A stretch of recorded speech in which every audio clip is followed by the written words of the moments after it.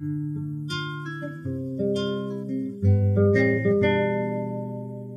morning, good afternoon, depending on when you watch this video. And could even be good day. Good day. It could even be good day. Exactly. Or I'm sure you know. Or good night. Any other languages? How can we say bonjour? Guten Tag. Guten Tag. There you go. Okay. So you see, we're an international witness here. Thank you very much. So this is Stewart Pearce. Hi there. And this is a long-awaited conversation that I've been trying to grab him from his duties, and so I hope you enjoy our conversation. Thank you so much. Firstly, my pleasure. Thank you very much. It's really lovely to see you. Yeah, likewise. I'm really glad that you're doing this. It's very considerable. Inspired by you as well. So that's one of the people that have touched my path. You are one of the people that have touched my path. And I obviously read your first book, The Alchemy of Voice, which, if I may say, has just come out again. You know, it's been republished. Okay. It's been republished. This is the big deal of this year. It's been republished and changed.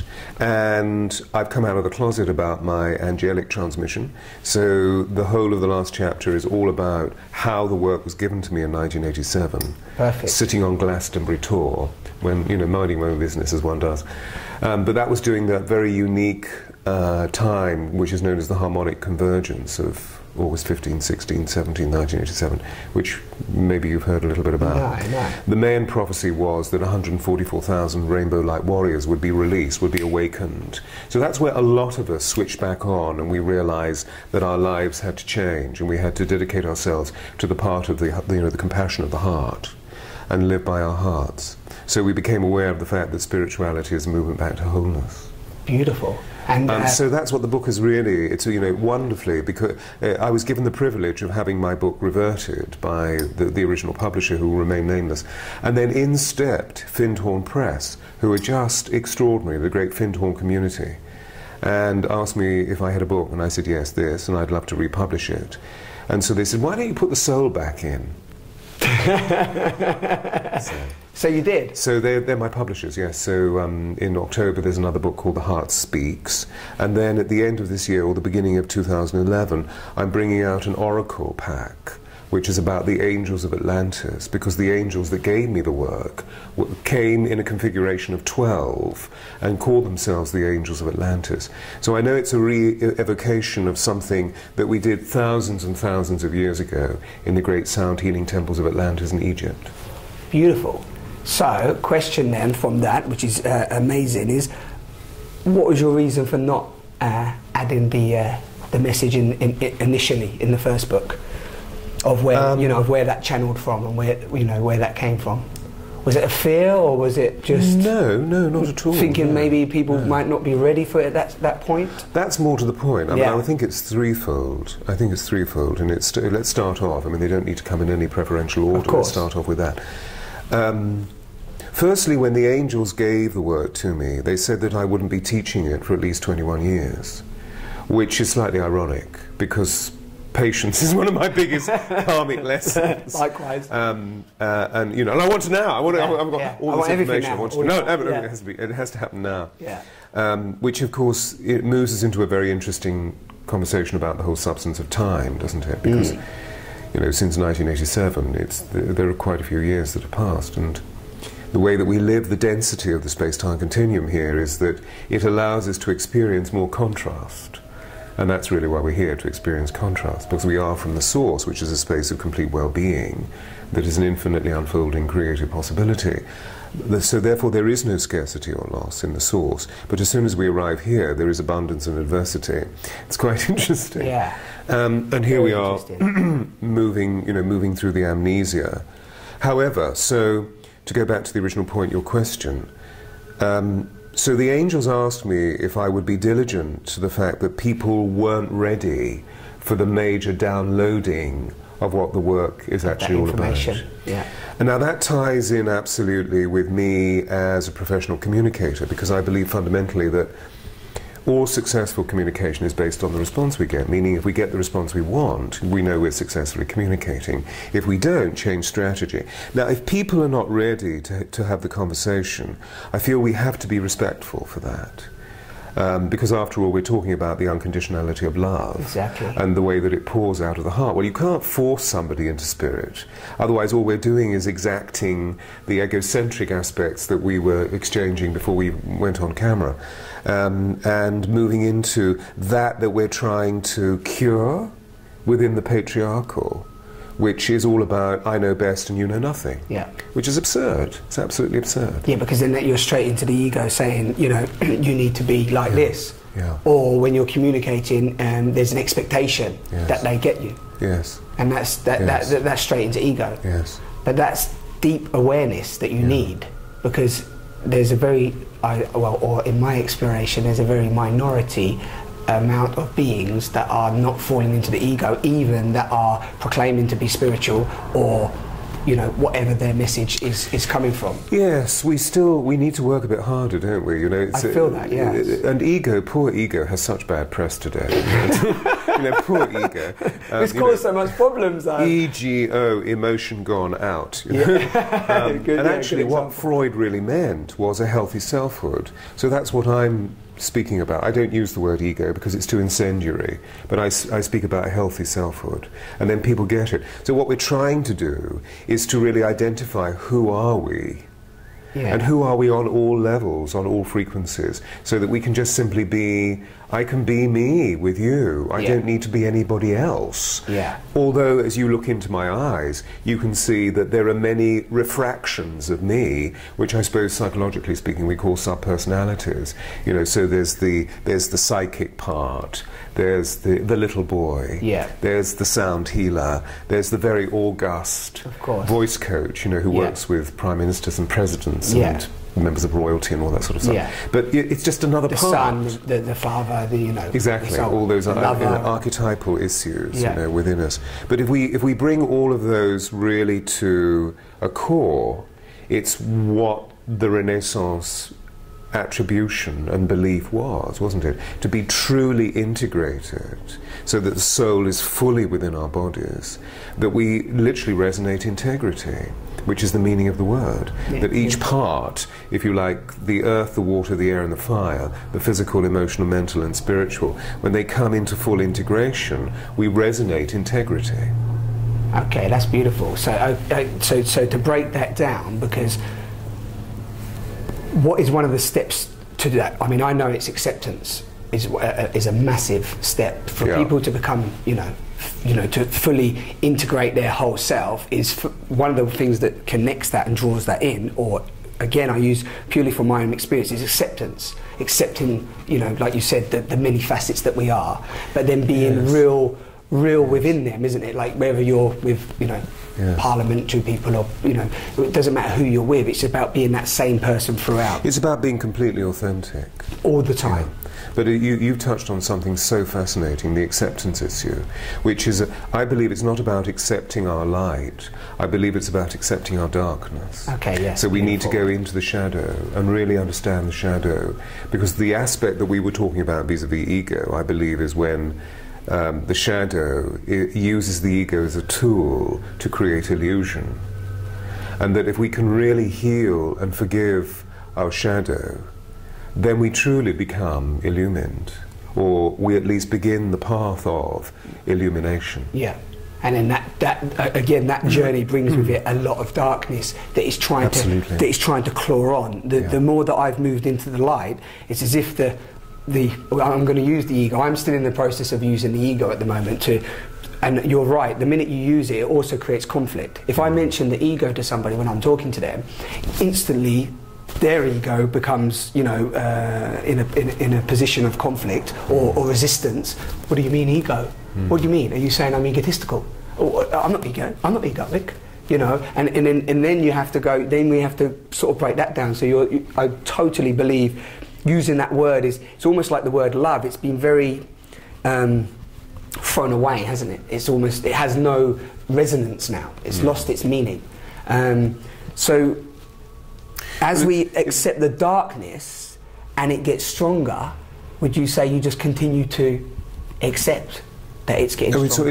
It's all about acceptance. It's all about allowing. It's all about forgiveness, because we're really, I believe, revitalizing and therefore re-sacralizing the divine female.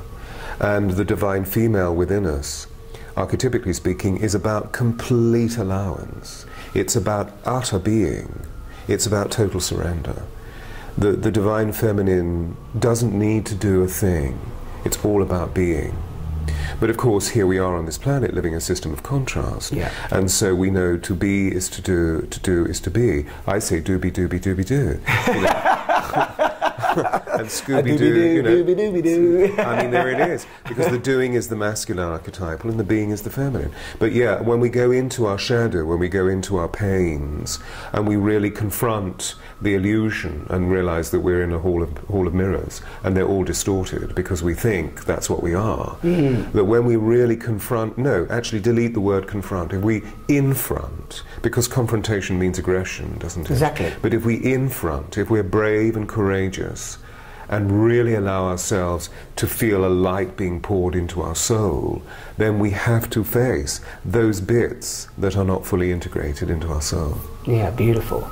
Absolutely beautiful. So, going into society, and it'd be lovely for you to share, so in relation to the mass amount of dysfunction that is amongst us and that we see daily and is there with, you know, on the news and the media. I don't watch the news or media. I try to personally just, you know, stay away from that. But I mean, I see the dysfunction, and the more that I've put myself out there now in relation to, you know, this path, you know, I see so many people that are in denial and, you know, in a dark place. Yeah, basically. I've also come to the understanding that we can't change we can only change ourselves within. So we can't change, there's no point protesting about the war. There's no point completely going on about, you know, the droughts and the water shortages in other countries, or the mass amount of starvation, or even in London, in our hometown, you know, the amount of poverty and so on. By almost you know, resisting it and saying it must change and pointing the finger and blaming either governments or whoever else, that's just another form of egoic conflict. Would you agree? Totally, totally. I mean, it's very subtle, isn't it, what we're describing, because there has to be within us the sovereignty to say no without expressing ego. It is said of Barack Obama, whom I believe is an anointed one, and he's a very extraordinary human being, that he can disagree without being disagreeable. Now that's the sovereign, isn't it? Who is full of compassion, full of mercy, who knows his or her own authority, which is sovereign, but actually is never unkind. So firstly, we have to have the ability to say no, which stops whatever's actually happening.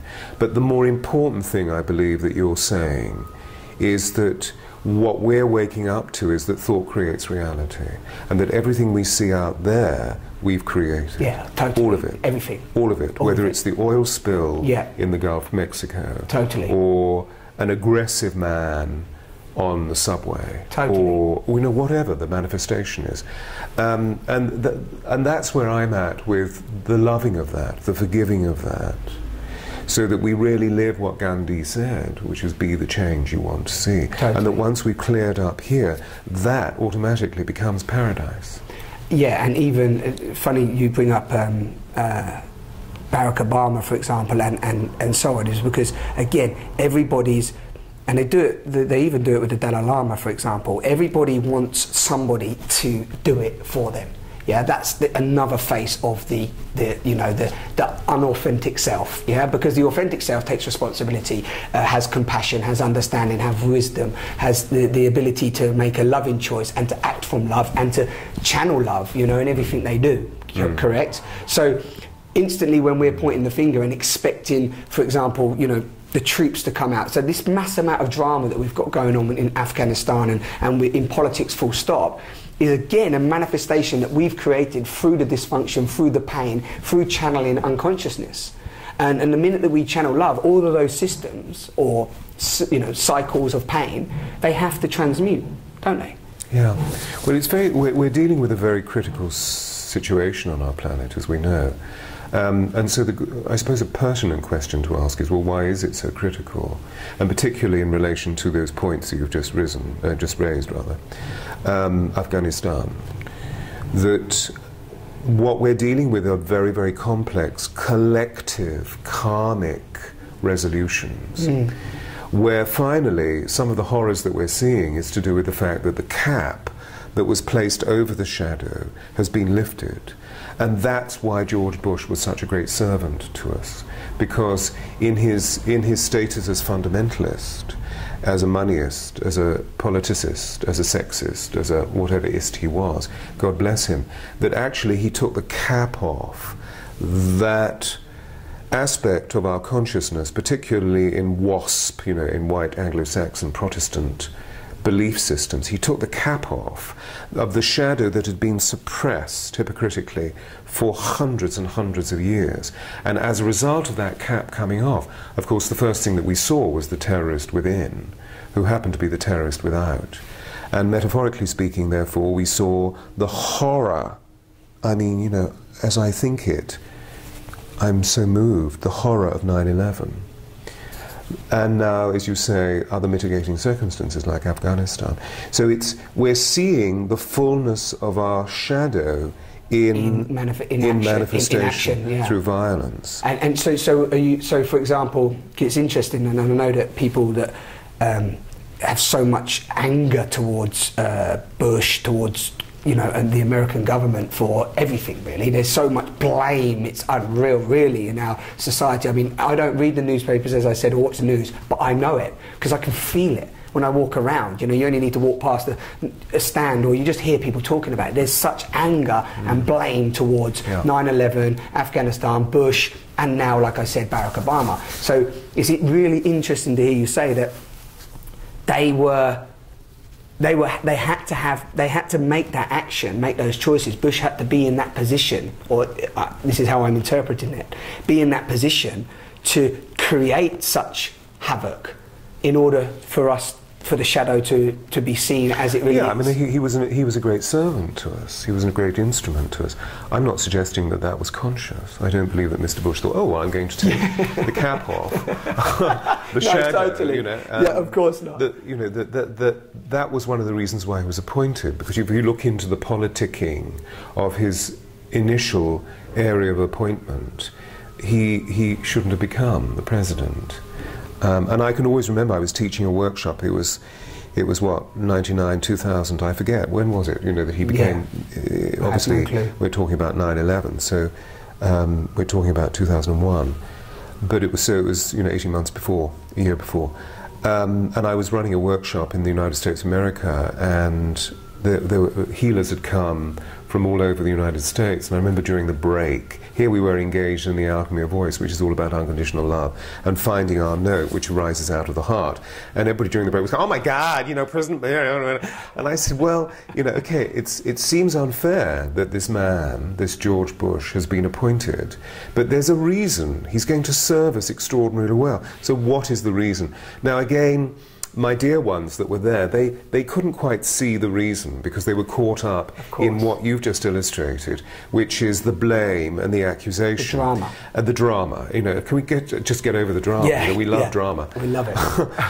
And what I introduced to them was that if we can actually see that thought creates reality, and therefore we've created all of this, that we can stop blaming and accusing, and we can begin insight and resolution. Totally. Which is all about, okay, now what do I need to do?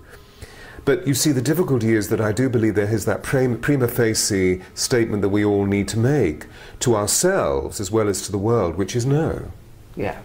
And if we look into some of the holy ones, the great teachers, going all the way back to whether it's Muhammad, may his name be praised, or Yeshua. Yeshua went into the synagogue that was being used by the money changers, and it says in the scriptures that he overturned the tables and gave a shout and picked up a whip. It doesn't say he used the whip, but he picked it up. Now that, I believe, was red-hot human rage, saying, you will not defile my Father's house. You know, there has to be a no. Yeah. But The point that I'm really making is that most people are just so emotionally unintelligent about their anger that it becomes a huge wave of rage. Yeah. And actually what he was doing was managing the storm of his anger, which was righteous to say no. Now that's where the stumbling block is, I believe, in most people's hearts, because we're not very, you know, what happened with you when you were getting angry as a baby? Yeah. You were probably told to put it away, weren't you? Yeah, well, of course. You know, we tell our children to put it away. Yeah. And actually all we need to do is to hold them while they express it. And then it's gone forever.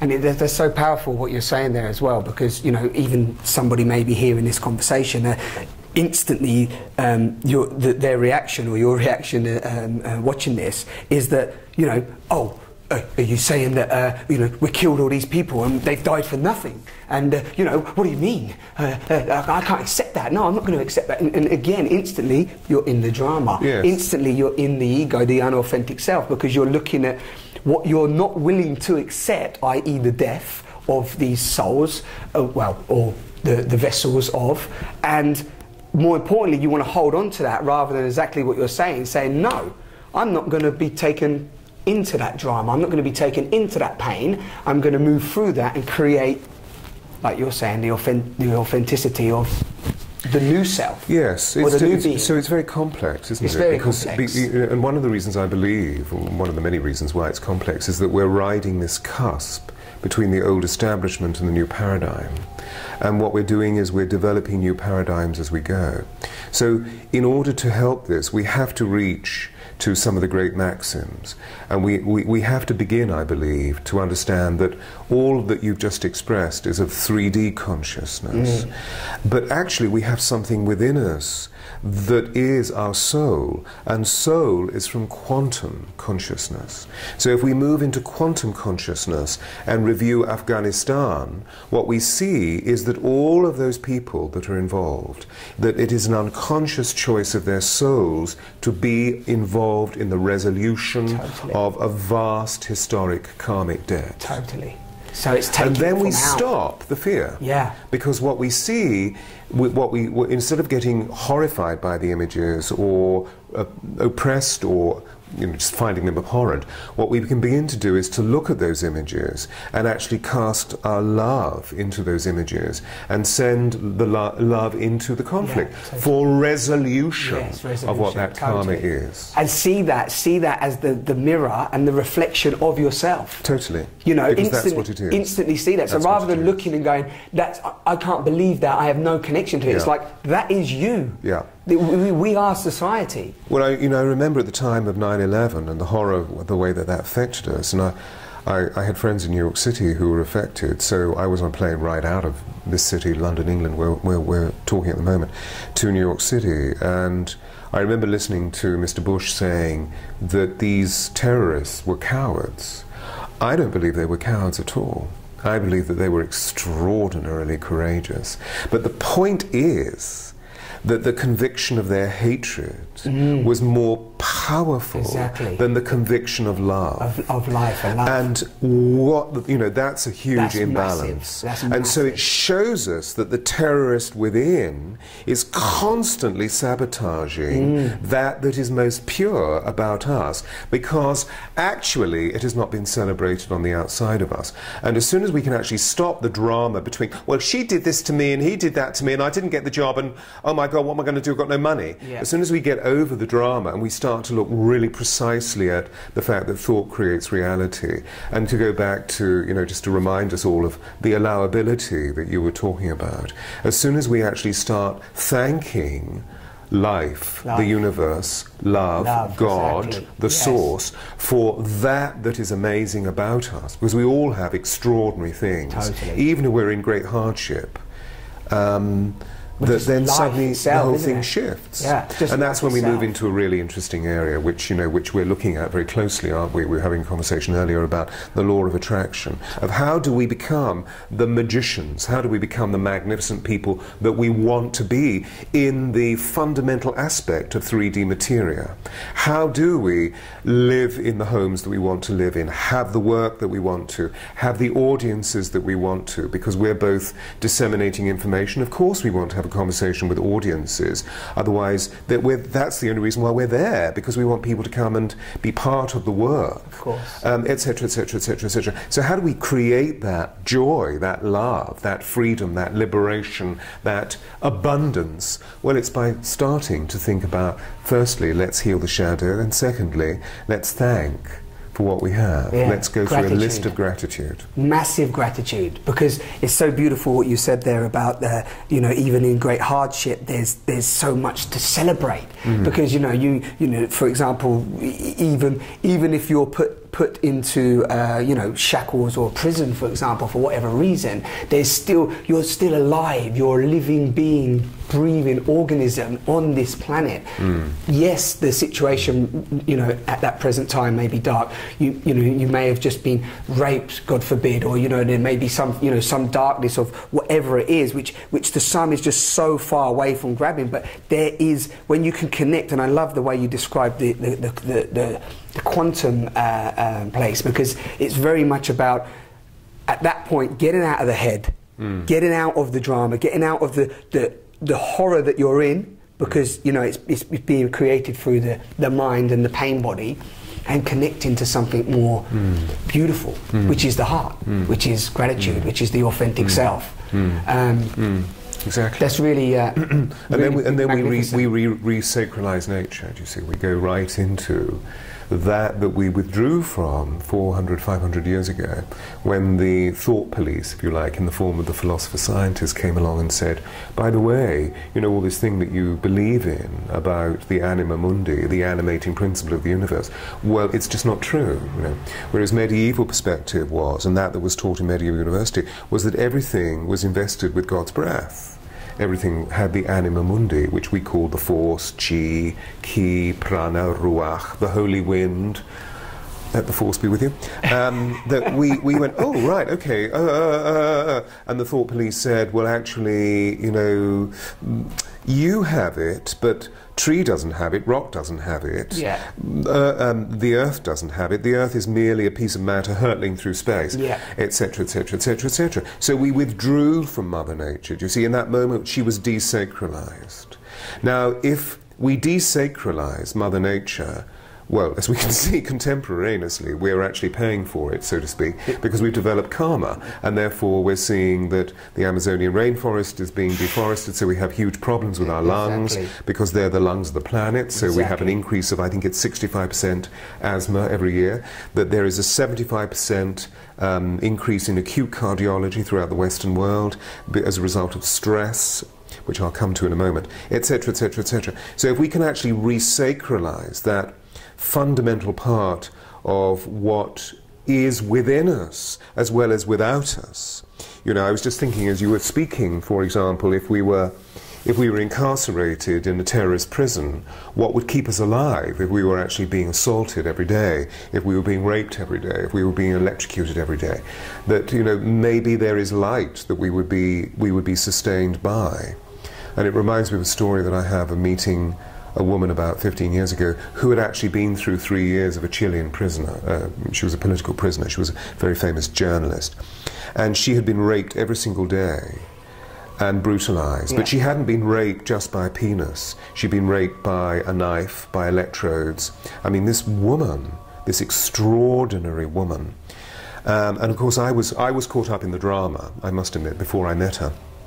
And in walked somebody to the interview, to the session, because she was coming to consult with me, was this completely unscathed, beautiful, beautiful woman. Amazing.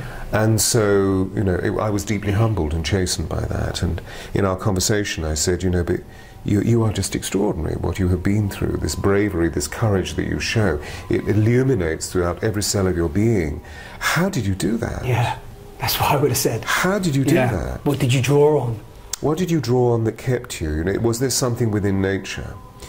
And she smiled, which moved me to tears, because when she smiled, there was such wisdom. And she said, but I knew that they would never get to the one thing that always lit my path, and that was my soul. Amazing. And that's what they wanted. Amazing. And so she used, as she looked out of the prison windows, she used the light to illuminate the conviction of her own shadow, realizing that she was going through a huge process of relinquishing all of that she had held in anger, which had steered her towards politicking as a journalist, that path, which was against the regime, and that's why she was in prison, and realized that by acceptance and by allowing, that she would actually move into the true gratitude for her spirit. Just extraordinary, you see. And then make change from that point. And to make change from that point of view. So you see, I would suggest that she did that from a quantum mind point of view. She now understands that's why she went through the 3D experience. So she's out of the drama, completely has forgiven, and is actually able to say, look what I've learned as a result. And now all of that learning experientially is within her. So as she moves through life, she radiates that. Beautiful. Now whether they get it or not is neither here nor there. No. The fact is that experientially they feel it. And feeling is the language of the soul. Feeling is the language of the soul, exactly. That we come back. We come back to, you know, look at the pig's mess we make of it. What an amazing story to actually have and share as well. Thank you for sharing that, because that is, I mean, if that doesn't describe it in the, you know, in the most truest form, I mean, you know, again, people want so much clarification, and it's just look at the people that have, you know, how you're living yourself. But I mean, the same experience happened for Nelson Mandela. You know, he did the same thing, didn't he? Did the forgiving, did the accepting, and then created from that space, and was by far more powerful and you know, more respectable, and achieved greatness.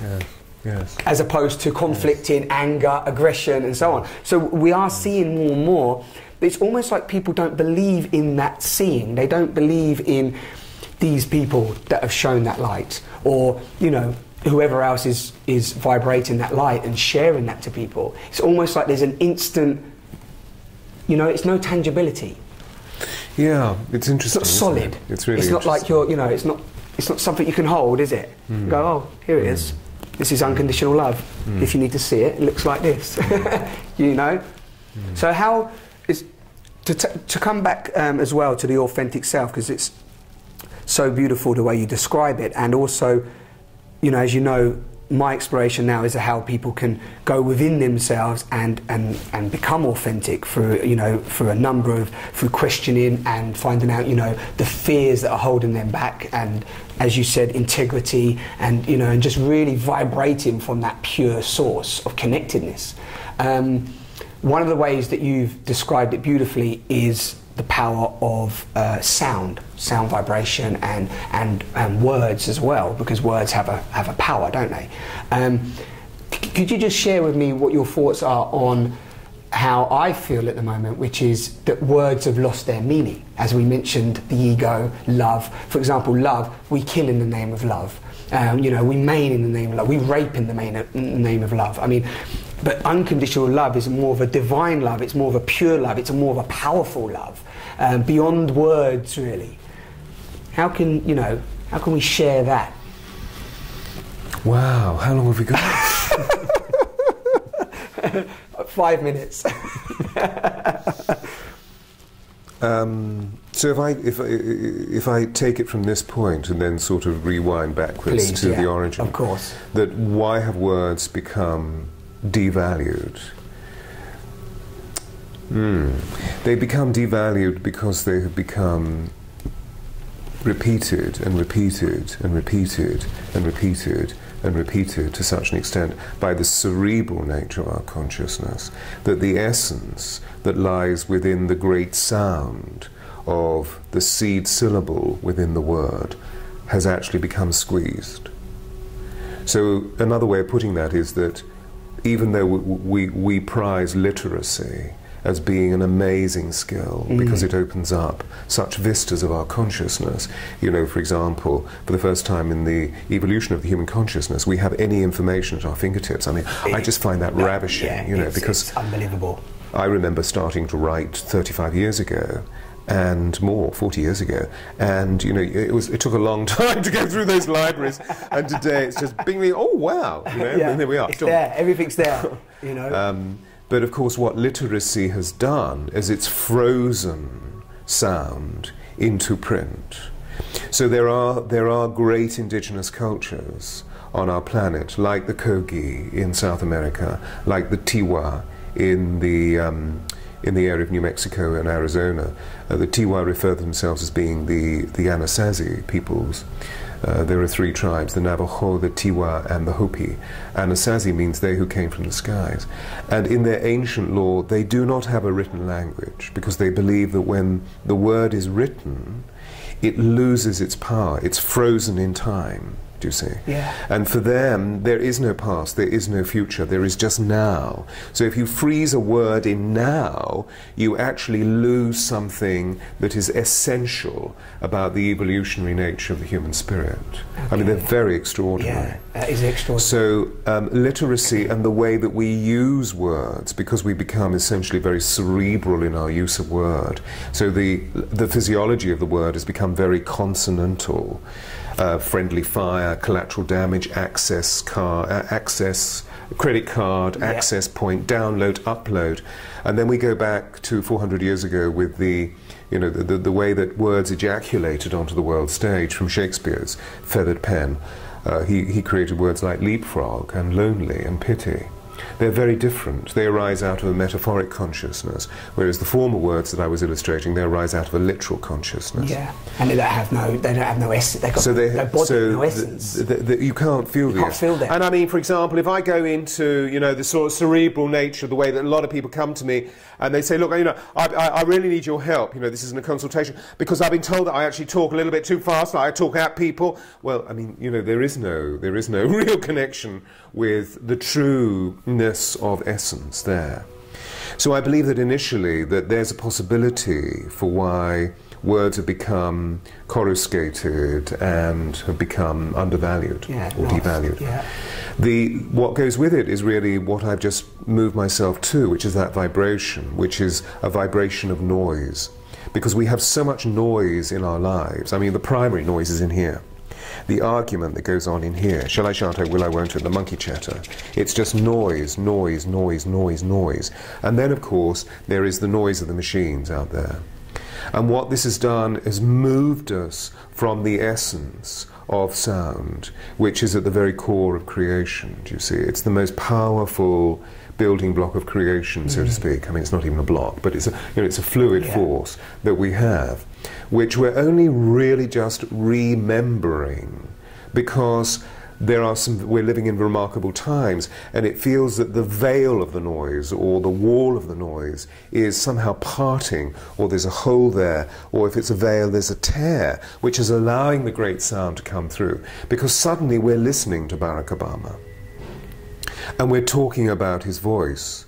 And within his sound is something which is embodied, authentic truth. And we know it deep in our bodies. It's not that we have an argument about it, we just feel it. And that's when we move into the true vibration of what love is, that we don't think it, we know it on a vibrational level. Love is not a feeling, it's a vibration. So of course it starts off with a feeling within us, but actually when we go deep, deep, deep, we just know it's true. So I believe that they're two of the sort of pinnacle thoughts in my consciousness at this time of evolution about the devaluation of word and the substance of sound. So what I'm doing is moving people away from the intelligibility of sound, which is the word. Which, isn't it interesting that, again we have a paradigm in the sense that arising out of the great Eastern thought is the Om, and arising out of the great Western thought is the Logos. So at the beginning of the fourth Gospel it says, in the beginning was the Word, and the Word was made flesh and dwelt among us. Well, actually the Word is what we're talking about. Okay. But the Word is the Logos, and Logos means the intelligibility of the sound. Now I happen to know, because many years ago I visited an Aramaic scholar at the Sorbonne, who alas is now dead, who had a readership of the Vatican Library for over 10 years. And he was there primarily, he was given readership to read these Aramaic scrolls that came from the Qumran caves. And one morning he read in Aramaic, "In the beginning was the sound, and the sound was made flesh, and dwelt among us full of grace and truth." But the Greek Hellenistic scholars who translated the early Aramaic turned the sound into the word because it was the logos. I mean, in Greek it was written as logos, which means the intelligibility of it. So we began in our evolution, you see, to intellectualize the whole substance of the sound. If we go back to the origin of sound and the sound that is within us, that when we really authenticate ourselves, we find our note, we find our signature, and each of us has a note. Completely unique. Complete unique. Yeah. Complete unique. Which I believe is the song of our soul, and it sits right here in the heart, which is the seat of the soul. But that needs to, in order to get to that note, again, it's another. You need to release the fears that or the conditioning of the voice, which has built up from childhood or from expectation, judgment, condition of, you know, I must talk like this if I want to be accepted here, or I want to be with this group, so I need to talk a certain way, and so on. And then through, it's interesting that you use the sound as the origin, because then through those sounds you become accepted here, but then you start to realise, well, actually I'm not accepted here. So if I'm not accepted here, I'm not authentic, because I'm only being accepted here, whereas authenticity will be accepted across the board, wouldn't it? Or not necessarily. Are we determining authenticity on acceptance? Yeah. And earlier we were determining it through allowing. Through allowing and accepting. So we accept ourselves. Yeah, I'm only hesitating on that because I do know, having been a professional juggler, so to speak, for many, many years, in the sense of helping, coaching great actors to be even greater actors, you know, in terms of the fulfillment of a chosen role or so forth. And all great actors know that you can please some of the people some of the time, you can't please all the people all of the time. Yeah. And you know, and a lot of really, you know, first-class professionals who, you know, who are household names that, you know, if I mention them, automatically people go, oh yeah, yeah. They will say if they can feel themselves getting 50% of their audience, they know they're doing a good job. Yeah. So it's obviously not about total acceptance. That's you know, because again we're living diversity, we're living contrast.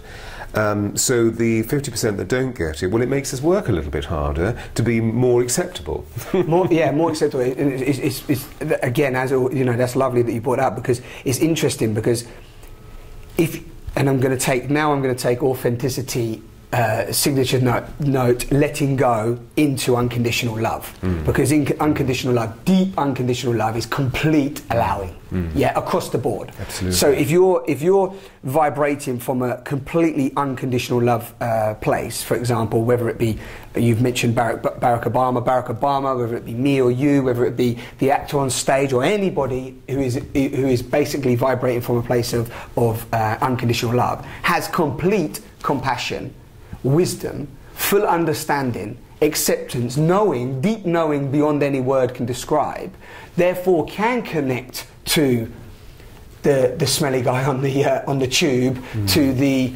royal person, to so on. Now, I'm not saying that you get it back. I'm not saying that by any means, because these people are not necessarily vibrating unconditional love. They're in the drama, the pain. So it's interesting, isn't it? Because although you will be vibrating that place, so you have to have acceptance and allowing. You're almost setting yourself up for bombardment in one sense, or judgment and condition. So as you vibrate into more unconditional love, it seems, again, coming to that it doesn't necessarily, or does it? This is a question to you. Does it bring the other person to allow them to vibrate into that field, or does it create more conflict? Well, it does both. That's the problem. You know? Yeah, well, it's not a problem, but you know. It's because we're living this very interesting conversation of contrast, so it does both. You know, one of the things that's playing through my consciousness at the moment, because, you know, here I am about to release my next book, which is called The Heart Speaks, and it's all about what we're talking about. It's all about how can we become healthy with our hearts. The facts are that there is, as I was saying earlier, you know, a rise of acute cardiology in the Western world. Exactly. So eminent scientists, eminent doctors, eminent people are looking at, well, why is this so? And what we've discovered is the fact that the heart as a muscle expands when it experiences heart tingles. So when it experiences joy and freedom and liberation, the muscle of the heart becomes very healthy. And when it experiences worry and anxiety and conceit and anger and frustration, it gets smaller. And what we're also discovering with the healthy heart is that it has an energy field 5,000 times greater than the human brain. So of course it is the locus. But the point is, of our whole experience, but the point is, it seems that heart energy, heart math, heart intelligence, the Global Coherence Initiative that's been set up as a worldwide organization to help the health of the heart forward, is actually not appreciated by so many of our brothers and sisters. Yeah. It's very interesting because the emphasis is placed here. Yeah. However, so we're dealing with contrasts. And the point is, whether they receive us or not, what are we doing with that experience? Totally. And what most people do, and I included, become very upset when we're not being heard and we're not being accepted.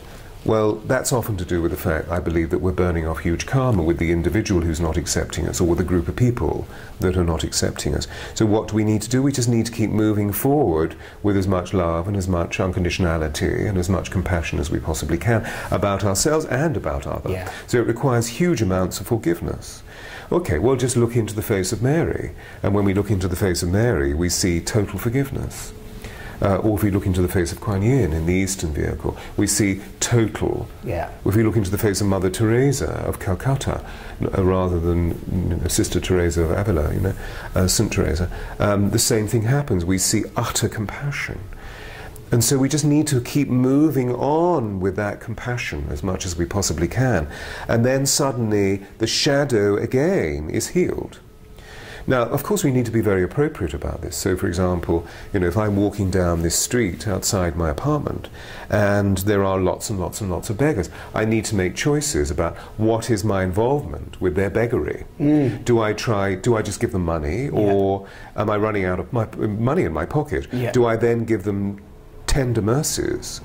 And so, if I give money to this guy here, then I can always have a conversation with this guy here. And it's extraordinary, the level of conversation that we have, where at the end, because I'm smiling and loving them, they always say, "God bless you, Governor," or something.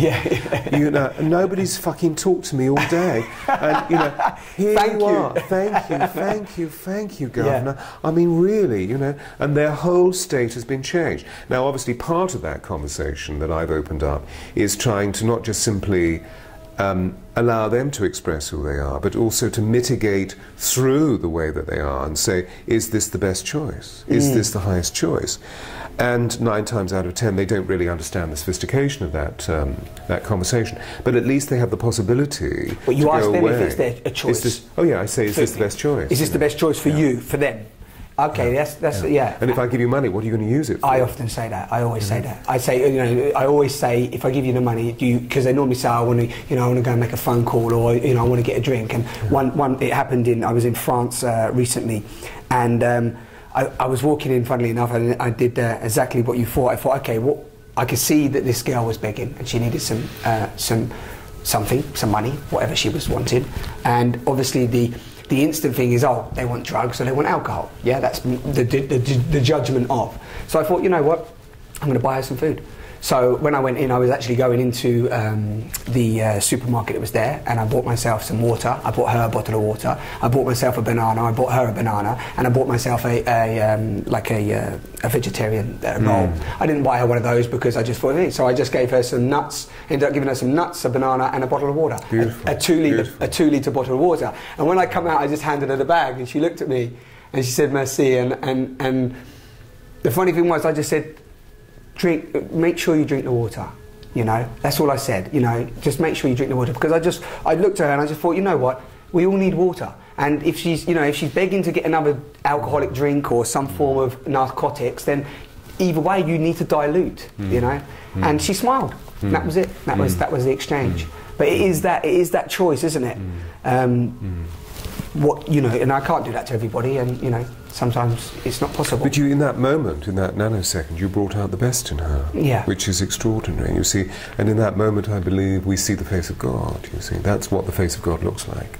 That, you know, we great people like Moses have tried to see the face of God, and God refuses to share his face, except, of course, in these moments. Yeah. The smile of a child, or the smile, because automatically what we're really indicating, I believe, is that there's a resonance of kindness. Yeah, in all of us, and we're born into that. The key that I'm sharing as well with people is that you are unconditional love already. You was born into love. You know, everything else that's happened, and like you said, you've described it and taught me something today, is that it's been a 400-year sort of almost suppression, you know, which I love the old saying, and again, people can relate to this that are watching, is that there's the old saying, the truth will out. You know, it has to come out at some point, doesn't it? If you've got so much lies and pain and anger and so on, at some point, as the description of the lady as well, that see the soul by looking at the light, it has to come out. Hopefully before the physical body's been, you know, killed. Yes, it's interesting. So again, I haven't said this yet, or we haven't said it, I should say, but it keeps turning through my consciousness at this time that why human beings choose desperation rather than inspiration to learn. That we're living in such testing times. And I believe that the tests have only just begun. And we will see a huge change in the money markets very soon, just as we saw 18 months ago. However, so why aren't they changing? Well, thought form is holding them there, that's why. And clinging on. Yeah, clinging on. This can't happen. This is is not a reality. Nobody's ready for that. Of course it's a reality, you know, because we're dealing, it's called the credit crunch. It's actually not the credit crunch at all, it's the debt squeeze. And we need to get healthy with 700 years worth of banking, which is all based on debt. It's all based rather on the belief system that scarcity or loss exists. Well, that's it in 3D, but actually if you go into quantum, there is no scarcity, there is no loss. It's just continuous well-being. And there's no beginning, no end. No beginning, no end. The alpha and the omega is just all totally inclusive. So in my conversations, and sometimes I have to get a little bit antsy about it, as I move around the world in social or professional situations, as I develop those conversations, I'm trying to reach a point of inclusivity where there is a continuous sensation of the vibration of truth which arises from love, and therefore there are no arguments, you see. We just simply we are diverse in our contrasts, but actually we reach a point, and this is what I believe, you know, apropos what you were asking, I was sort of moving us towards, that we suddenly realize in the moment of great criticalness that there are eternal compasses that keep us going. And those eternal compasses of love, of truth, of mercy, of compassion will be the new paradigms, do you see? Yeah. When we've removed the spectre of patriarchalism and we have a balance between the patriarchal and the matriarchal, so that we have lateral management systems rather than the hierarchic pyramid. You know, that somebody up there knows better than I. Yeah. No.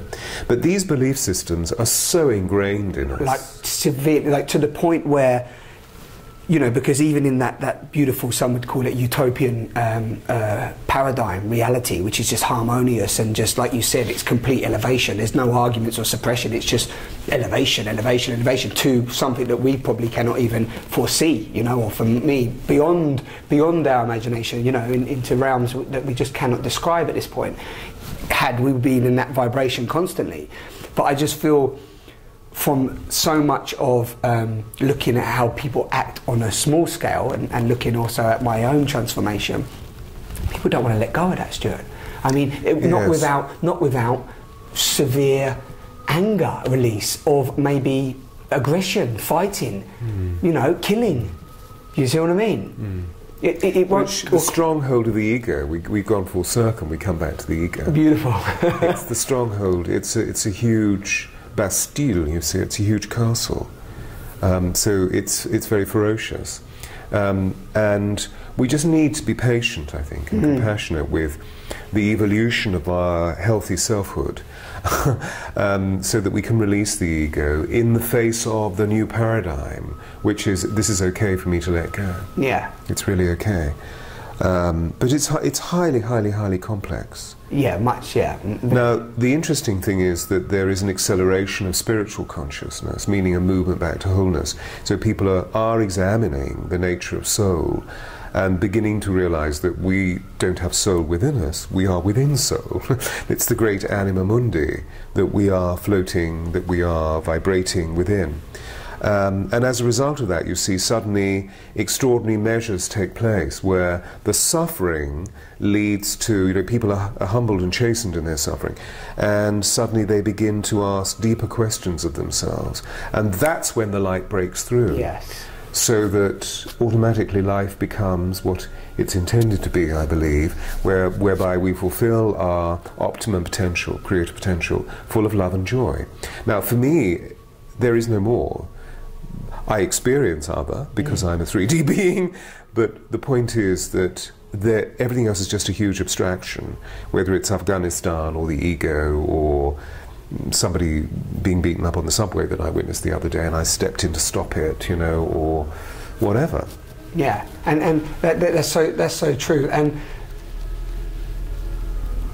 I suppose because I don't know if anybody watching this, you may or may not feel the beautiful energy coming from Stewart, but when you're in his presence, there's a really, just a beautiful energy, really. That's the best way to describe it. Very calm, very peaceful, and full of that, that authentic self that we are talking about. Oh, bless you, bless you, bless you. So, in relation to that, does that ever get stabbed? Like my brother described it as like you put the bubble of love up, as it were, or you're, like you said, you're in soul, you're vibrating in love, but then when he goes out, he's had an experience where he doesn't want to go out, not through fear, but just it's almost like he said people keep prodding little pinpricks into his balloon, as it were.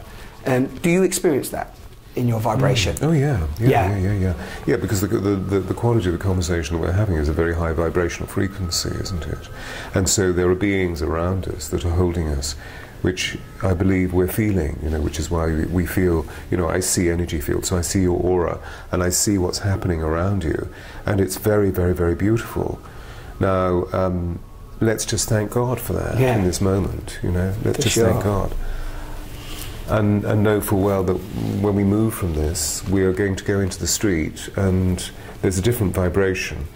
So the point is, how can we not be dissolved within that vibration? And that's the big conversation that I'm developing with myself right now as I move through life, of how can I stay within my, stay seated in my throne, stay seated in the authenticity of my soul as he, she sits in the sovereignty of myself, the authentic sovereignty. And that's very, very, very difficult. But that's what life's all about, isn't it? That we're testing. It's a challenge. That's the challenge to keep to keep that and not and not allow that that ego in, basically, isn't it? Okay, so just moving in, because it's amazing, and just to sort of encapsulate what we've spoken about today, because it's been very enlightening, to say the least, and to hear the way you describe things as well is beautiful, because it takes my, as we're talking, it takes my vision, but more openness. It opens. It's like decoding. What I love about these conversations, and I hope this is what people experience from here in our conversations, is that you have almost like a decoding. It just allows me to open more and more, to allow in more, because it's all happening. It's all happening at once. Isn't that fascinating? Yeah. It's all about an unraveling of something that when we unravel it, we know we knew it all the time, but it needs to be unraveled. And that's the mystery, isn't it? That's the great mystery of our existence. And how extraordinary that we're living in these times where so much of that richness is more palpable, we can feel it more readily. But it is all about unraveling. It's quite extraordinary. When I was, I'm nearly 60, and I was looking back over my life the other evening with dear friends that I hadn't seen for over 30 years. And we're all different, and we all look a little bit scrawnier, or we put on weight or whatever. And we were talking about the level of our consciousness then and the level of our consciousness now. and the great gift of wisdom that comes with time, Yeah. with riding Yes. the 1,000 natural shocks that flesh is heir to, as Hamlet puts it. The slings and arrows of outrageous fortune. Exactly. So we weather the storm. And it reminded me, in our conversation, I was reminded of a story, of my own personal story, many years ago working with a shaman in Native America. And I remember being invited, this was in New Mexico, and there's a very large artistic community in New Mexico, particularly in Taos and Santa Fe, because the light is so extraordinary and the landscape, the mesa, is so dramatic. So, you know, great artists have always been drawn. Georgia O'Keeffe, D.H. Lawrence, etc., etc. And I was invited to an art gallery opening, and I was so fascinated by this art gallery opening because it was in an old convent that was no longer a convent. So it already had hundreds of years of prayers held within the walls, and now it was an art gallery. And I thought, well, you know, all great art is an emanation of the divine, so this is going to be amazing. Yeah. And I was wandering around looking at this wonderful building and the exquisite modern art on the walls, and I noticed a guy over in the corner who looked really uncomfortable. And I thought, okay, so here's somebody whom I need to help out. So I went over and started a conversation with him. And I just simply said, tell me your story. Who are you? What are you? And he said, I build forests. And he was from the northern part of the state. And he built forests. Now, I don't know about you, but I've never met anybody who builds forests before. Yeah. And I was just gobsmacked. I mean, we're talking about thousands and thousands of acres of trees in nature. And he is the woodsman. He is the husband, as it were, of the, he's the tiller of the soil. Yeah, amazing. So I said, wow, that's amazing. Yeah. Tell me about trees. Tell me about tree nests. Tell me about wood. And he went, oh my God, that's really interesting. And then he said, and I won't do the cod, he had this really deep southern accent, but he said, the interesting thing is that the trees on the outside of the forest, like they're real scrawny, and the trees in the middle are real pretty, but the trees on the outside is the best wood. And I said, wow, that's amazing, because you think the pretty ones are going to be the best, but actually no, the outside of the forest is where the best wood is. I mean, the strongest wood, the most vital wood, and the wood in the centre looks really pretty, but it's actually all very new wood. Yeah, it's quite fragile. Exactly. Yeah, exactly. So Yeah. I thought that was a really wonderful story for, for a way of being able to describe the way that we live, this system of contrast. And of course, that doesn't mean to say that we need the chronology of time to become wise. Yes. Not at all. Because we know that we can look into the eyes of a newborn child and see an ancient soul. So therefore the question is not necessarily the chronology of time, but it's how revealed is that soul? Do we nurture? Do we foster? Do we actually, even if we're not involved with the caregiving or the caretaking of that soul, do we just simply send our love to the emblazonment and the empowerment of that soul? Yeah. And often the question is we don't. But if we can, then we see the ancient one is brought forth in that moment. Yeah, and that's beautiful. Because also, and just to add to that as well, as we're talking about the quantum space and the heart resonance and the information you're going to channel for your new book, is also that time doesn't exist in that space, does it? Totally. So again, when you're vibrating in there, as I said before, being in your presence, I feel that opening. So all of a sudden you're sharing your wisdom with me, and then that's opening even more into my realms. But it's not even about time, like you say. It's not about, because you're just going to continue. Totally. You're going to continue. And the more that you Totally. collect now for however long you're going to be in this vessel, you're going to be collecting and sharing and putting out into the world, and that's just going to be building, isn't it? And constantly. Yeah, absolutely. And getting younger every minute. Yeah. Not getting older, but just getting younger. Coming back to the child mind, child soul. Totally. And we're given a lot of information today about that aspect of our molecular biology and how we have we actually, most molecular biologists see that genetically speaking, we can live at least 350 years. So how long do you want to live? I want to live as long as I can. I'm only just beginning. Yeah, that's a whole nother area that we can touch on. I want to be just a little bit greedy and just pick your brains one more thing, because it's something that you touched on which I feel very passionate about. And I picked up a Prince's Trust little booklet when I was in Waitrose in Suffolk about 6 weeks ago, and it was about the rainforests, and it was a big, in-depth booklet about what's happening, why it's happening, and how much we are just chopping away and really killing the lungs of this beautiful planet. And I'd just love you to share with me as well and shed some light on. I looked at the booklet, and one thing that really didn't ring true for me was that we needed, I think it was 5 billion or 500 billion, I think, I think 5 billion pounds to do the regeneration program and give it what it needed in order to start giving back. But there was this big section about that there's this resistance within politics and creating this money, and there's this problem with getting the money, and we need to set up structures to get money. And I just felt that when something so serious as the lungs of the planet, where have we got lost as a united species to just say, well, £5 billion, no problem, let's just take that from there? Or man has created money, so why do we even need money to regenerate something that's giving us life? That is life. Can you shed a little bit of light on that? It's a huge question. I know, sorry. You have 1 minute this time. No, I'm joking, but I just, maybe it's a conversation for another time, but it was just... Well, is the answer why aren't we therefore just giving generously? Or is the question why aren't we giving generously? Or is the question, do we have a problem with money?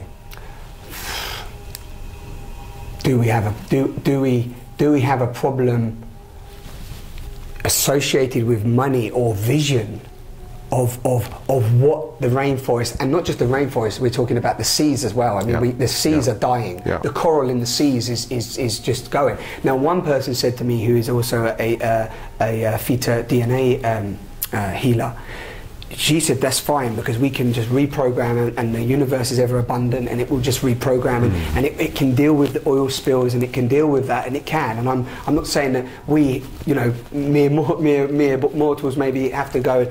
But do you see what I mean? I do feel it. If I just didn't ring true for me, Stuart, and I'm sort of just working through it as you were, yes. Of why we need £5 billion to do that, when really, if we was all vibrating in it, and I know we're not, but vibrating in unconditional love, then just unconditionally we give back to the planet. Well, I believe that we are, just simply by the notion of what we're doing here today. Totally. You see. Yeah. So I don't necessarily believe it's literally to do with the distribution of wealth or the distribution Definitely of money. Not. I believe that actually that's the easy bit, really. That the fundamental bit of why isn't it really happening in the way that it potentially could. Why are not more of our children saying, "Mummy, Daddy, what's war?" Yeah. Very simply. Yeah. That they're not. They're saying this awful war must stop. So actually, the issue is really about the way that we conceive of abundance. That actually, what we feel is that the planet is dying. Therefore, there is a feeling of loss and scarcity. Fear. Which brings up the fear, which is all to do with the fact that something's ending. The point is that, as we see, we're going through a time of completion, and the alpha and the omega continues. So where there is a completion, there is a beginning. So something rather like what we're experiencing on this planet at the moment, to do with deforestation, to do with the seas being polluted, to do with the polar ice caps melting, that this has happened many times before. This is merely a cycle of nature. Well, actually, it seems as though I'm demeaning it when I say merely, but the fact is that this is a cycle of nature. The question is, well, as we interpret this, as we participate in this, as we live as a bioorganism on this planet in relation to the other the organic substance of our planet? Are we actually seeing our right to fulfill a notion of co-creativity through abundance? And then you see automatically we don't need to give money, because actually what happens is that the deforestation ceases. Yes. And therefore we need to take intelligent possibilities into our lives about helping to cease the deforestation. So we don't use matches, we don't use wood. It's just saying no. It's to say no, which brings us back to full circle. And the belief in the fact that there is no scarcity. Yeah. See, there actually is no. There's scarcity when we feel terrible loss, when we believe in death, but actually soul is everlasting, it is infinite. So why are we worried? You know, why are we worried about this thing? Obviously something is happening on a molecular level, so we change, we evolve. But at the same time, it's all about moving closer to that experience that the ancients referred to as being the divine. So it's an infinitely unfolding creative possibility. It's always a question about the quality, not the quantity, isn't it? Totally. So it comes. That's what I believe it's all about, fundamentally. No, that's actually genuinely has shed another light on there, because again, I'm almost being pulled into, from that booklet, the fear. Yeah, I'm being pulled into the fear, and then through being pulled into the fear, I'm like, I'm there. I'm straight in the drama. How can this be happening? What's going on? Why isn't there money? Why isn't there enough money to do that? What's happened to the? Whereas that's the complete wrong frequency. That's the head, the ego. That's not the authenticity and the quantum level of unconditional love. Yeah. So if we come back to our own bodies and then revere the planetary body, that as soon as we begin to experience the loss and the anger and so forth, then something begins to shrink within our own bodies. You know, that biography is biology, that biology is biography. And so if we can actually feel what that means, that negativity, and automatically begin to heal it, which is what the core of my work is all about, which is why it's called the alchemy of voice. You take the negative and you transmute it into the positive. Now, we can do that in a nanosecond. Yeah. I've seen it happen with powerful people. When I say powerful people, they can be very ordinary. They don't necessarily need to be called anointed ones. Yeah. But I've seen... I work very closely with cancer, with female cancer, and I've seen remarkable women suddenly face the fact that they're about to die. That's what they're told. And then they say, but I don't want to die. And they shift the whole experience. Amazing. And the metastasis that's occurred in their bodies automatically begins to change. And they go back to their doctors, and their doctors say, but you don't have any cancer in your body. For example. Now, that's not always the case. No, I know. That's not always the case. But again, another story. It's a story that is a reality to me, that thought is a living energy. So if we can just simply take full responsibility, again, communicate very avidly and very passionately with our own bodies.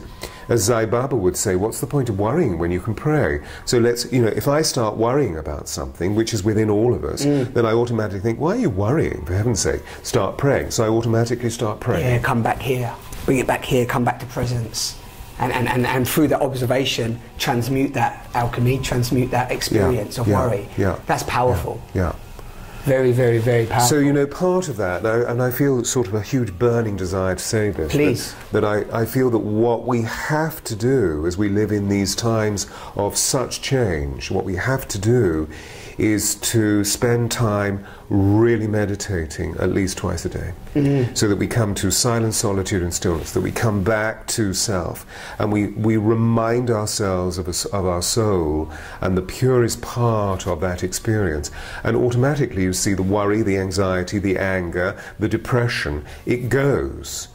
Not just simply on a mental body level, it goes on an emotional body level. Yes. It literally releases on a physical body level, and then suddenly the fulcrum of us opens to the celestial light of the supernal, and we are carried by the angels. There is no doubt. I mean, angels have been a reality to me since I was a small child. So Of course, I live a very easy conversation with angels. So if I'm in shtuck, I just call upon Michael or Gabriel, and I'm automatically out of shtuck.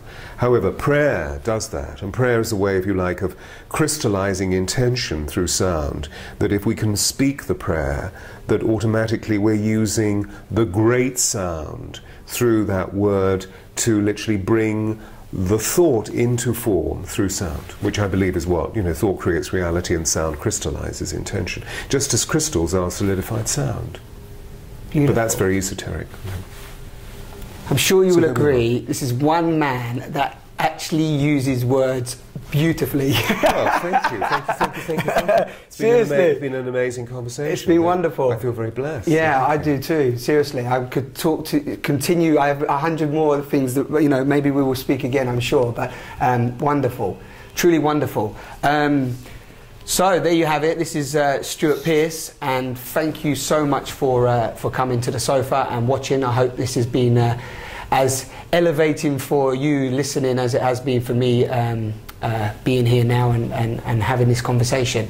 So, come back to your authentic self, find out how you're communicating to yourself first and foremost, and as Stewart rightfully said at the end there, silence, solitude and stillness. Silence, solitude and stillness. SSS. SSS, and find that space. Sometimes people are scared when you say meditation, but just find that space for yourself. Just find it, sit down, close your eyes and just connect to your being. Thank you very much.